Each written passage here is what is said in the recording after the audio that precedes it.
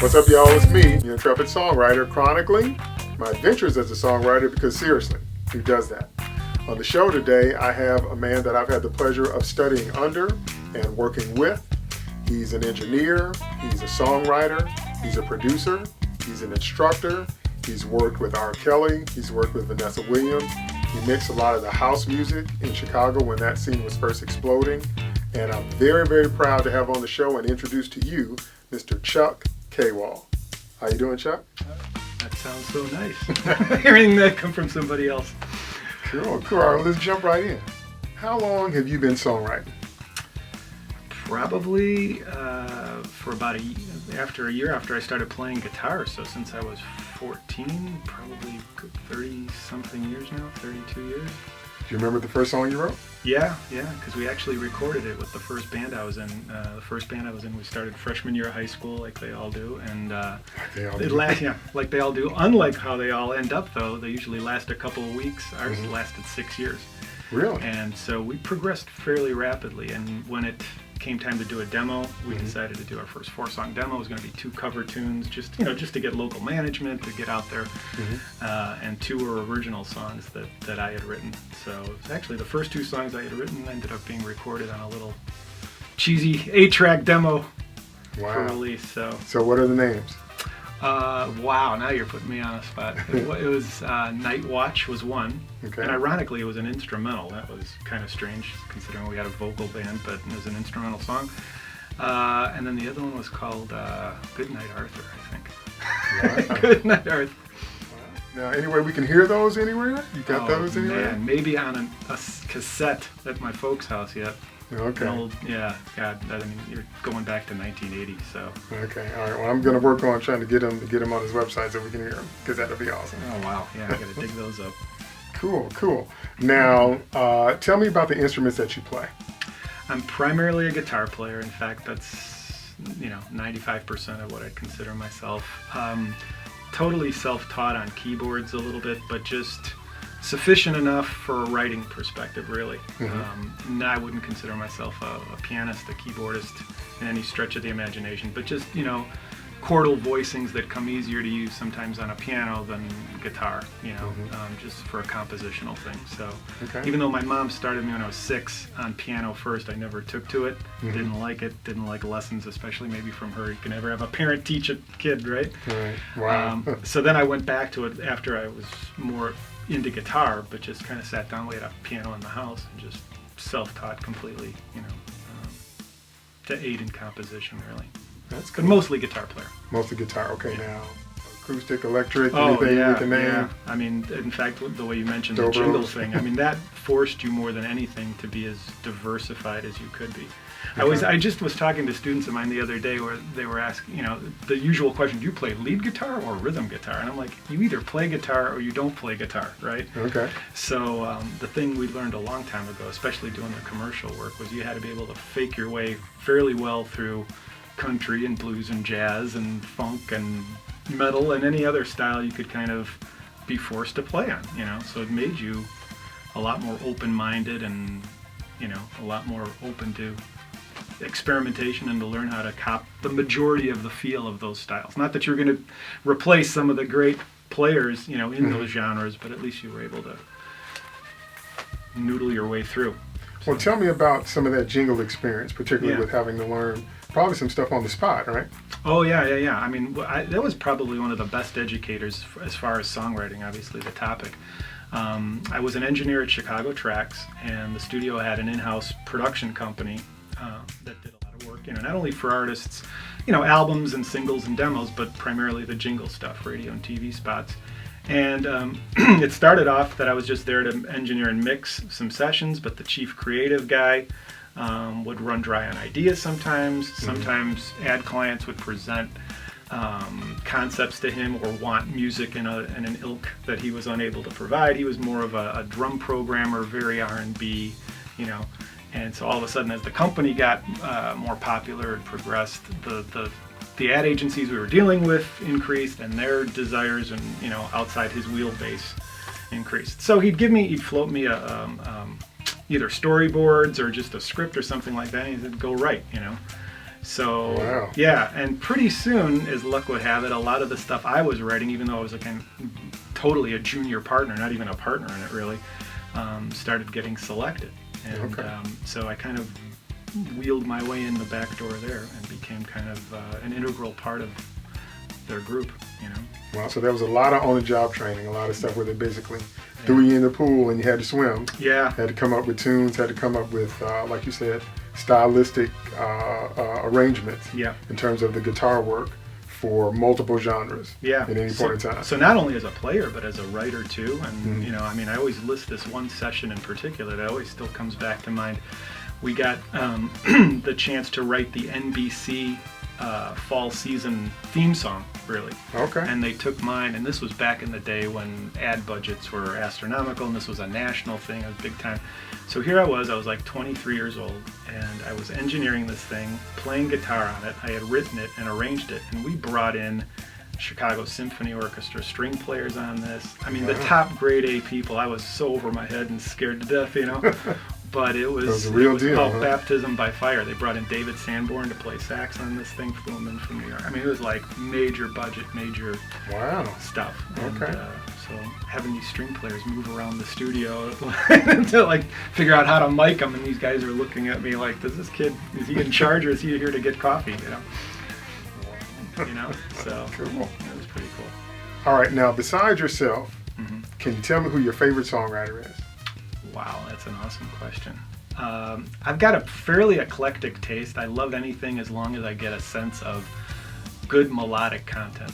I don't know if it's my age and the era I was raised in, but the second I hear something that, whatever genre it is, just sounds kind of, to my ear, discordant, or, you know, just not a very pleasing melody, that I'm kind of against. So within the other category, there's lots of stuff. I mean, Todd Rundgren was a huge influence on me as a songwriter. Donald Fagen and Walter Becker, the Steely Dan guys. I'm a huge Steely Dan fan. Great.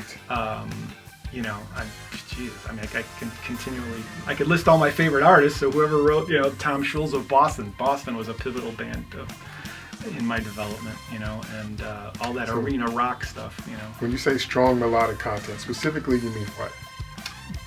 I guess it's different for everybody. It's in the ear of the beholder, but to me, it's like a melody that I really not only come away with remembering because it's different, but because it's very, I know some of these words are hard to describe, but it's melodic, meaning it's hooky.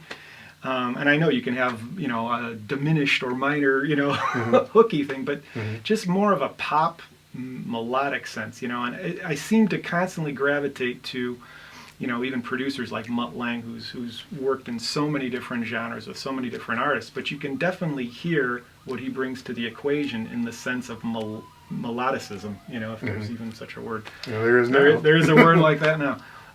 So again, from that kind of Steely Dan jazz stuff, but even their melodies and their chord progressions, which I'm a huge believer, the chord structure can make or break a melody oftentimes. A great example, not to go on a tangent, but there's a demo I downloaded of one of the Steely Dan songs, and I played for my Columbia students that this was this cheesy little, not even 8-track, it was like a live demo of them playing the piano and singing this melody, and I said, how many of you students would either work with this artist or like this song? And they're all just down, you know, thumbs down kind of thing. And then I play the final version, the produced finished thing, and their jaws all drop because it's night and day. And one of the biggest difference, besides all the instrumentation that's added in the typical production, is just the chordal structure under that melody has changed so dramatically that that melody, which stayed the same, is now radically different. I mean, So you know how to dress it up yeah, to really enhance it and bring it out. yeah, I think that's one of the reasons I love them. I'm not a big lyric guy. That's one of my downsides. That, I mean, obviously melody and lyrics, you know, half of each song. I've never been, you know, a lyric oriented person. It's all in the melody and the chordal structure that supports that, and that's the kinds of songs that I seem to follow, and the writers and the artists, you know. And that stay with you the longest in Yeah, terms of yeah. being catchy, as you say, and memorable. Yeah, I always make the joke that there are classic, iconic Beatles songs that I couldn't even tell you the lyrics to this day, you know. But I'm so entrenched in listening to the melody. So if they substituted, different words, I'm sure to other people that's sacrilege, because it's all about the lyric, and the message to them. But to me, I'm always, into the melodic sense. Well, I'm still actually analyzing Lucy in the Sky with Diamonds just lyrically because it's just incredible. But yeah, exactly. That's what I'm saying. Yeah, it's just unreal. I'm like, how did y'all do that? But anyway. Yeah. All right, so describe for me your songwriting process when you have to attack a project from scratch and you got to come up with stuff. How do you normally approach it? A lot of it is, again, a very informal thing. I'm not exactly, the sheet music trained, sight reading kind of guy. So it's really, somebody will give me, especially in the jingle thing, you were at least given a rough template, a reference, some sort of, make it sound like this, right? Okay. So you obviously go to the blackboard with that, listen to what their templates are or their references are, and then you kind of fudging around already getting some ideas of feel and rhythm ideas and tempo and so on. If it's literally a song from scratch for a band I was in or something like that, it mostly, again, came from the music sense first. I would write lyrics, so it's not, I'm lyrically completely inept. It just wasn't the focus of it or the strong suit. So it would have started just by riffing around, jamming around. Oh, that's cool, and listen, all with chord progressions. Never really even a sense of a specific melody first, but just voicing sometimes that melody in the chords. When you're just coming up with cool melodic chord progressions that the melody comes from. So I would never sit down with, here's a poem I wrote first, and now I've got the Bernie Taupin part of the thing. So it was always music first, and then that music now gives me a mood, a feel, a theme, and if I'm also going to write the lyrics, then I kind of can come up with a story based on what I'm feeling, the vibe from the music itself. Oh, okay. I'm going to do a whole series on approaches to songwriting. So what you just described is what I would call jam style and collab writing. Yeah. And it's a very particular kind of thing to sit around and jam and play and just work with ideas or work with riffs until you find something that you think sticks and then develop it from there. Yeah, that's exactly what it is, a lot of times. So I'm a really good proofreader, I think. Here, give me the start. You've got the little snowball started at the top of the hill, and then I can instantly take it from there, So I like doing that as well. Because sometimes writing from absolute blank nothing, you've got to have the motivation there, Right. And, so in my 80s band that we had the record deal with, it was really a competition against my keyboard player. He and I wrote all the songs, oftentimes separately. We'd embellish each other's material, but he would, it was a competition, like, he wrote another song, I'm not going to get left behind, I'm going to write another one. So that was like your reason for coming up with something new. So you find yourself many times in your work with clients, as you say, arranging, modifying, kind of taking some stuff that would be considered maybe raw material. Yeah. Maybe sometimes even Very they raw. think it's finished, but taking it and translating it and working with it, massaging it until it becomes something that's trackable, singable, or more in the pocket with what they're trying to do. Yeah, exactly. Right. Yeah, Okay. Even with one of the primary other jingle companies, not the one I mentioned out of Tracks, but another one I worked for many years. The primary owner of that company was like a full-service ad agency who also was a creative house as well. He would really be the one to start these things and have the original idea, but his whole stylistic thing was so left of center, almost in a Weird Al Yankovic, Dr. Demento-ish kind of twisted way, that I was the guy that I'm always like so much more literal. What's the vast market going to respond to? So when we do this commercial music for various clients, I'm the one that would take this kind of twisted kind of thing and make sure I could, as much as he'd allow me, twist it into a little more mainstream, So his melodies I'd modify, definitely the chord progressions, the just the arrangements of things, and making it much more palatable, I think, for. See, and I'm glad you said all that. That is a long-running issue in our profession. Is the difference between, like, when I birth the baby and the baby comes out and it's all purple, and I'm so happy, and it's the best baby ever. So you can't touch it, you can't criticize it. Right. And someone else comes along and say, well, that's cool, if just you want to listen to it. Right. If, however, you want this to be pleasing to the ear to, thousands, millions of people, we might have to massage a little. That's always kind of where people say they have creative differences, or they go round and round about that. I mean, art, I'm always telling, whether it's a student in a lecture, or the clients I'm working with, you've got to be honest with yourself as an artist. Literally, I'm telling them, go stand in front of the mirror, talk to yourself, and find out in a truthful way what your goals are. If your goals are to be really true to your own art, whatever that is, and that's your primary focus, that's your primary goal, then all bets are off in a lot of ways. In other words, what you just said, if you're willing to just please yourself and maybe your immediate little circle of friends and family, that's one thing, and that's fine.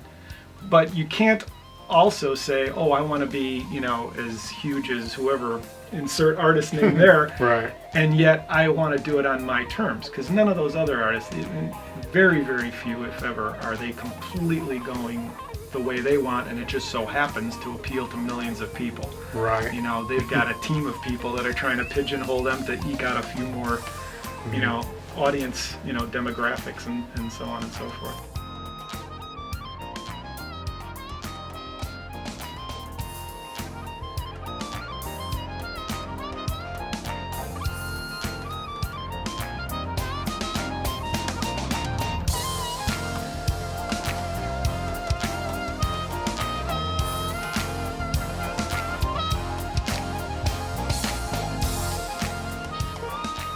Blase blue da bleep blop blue.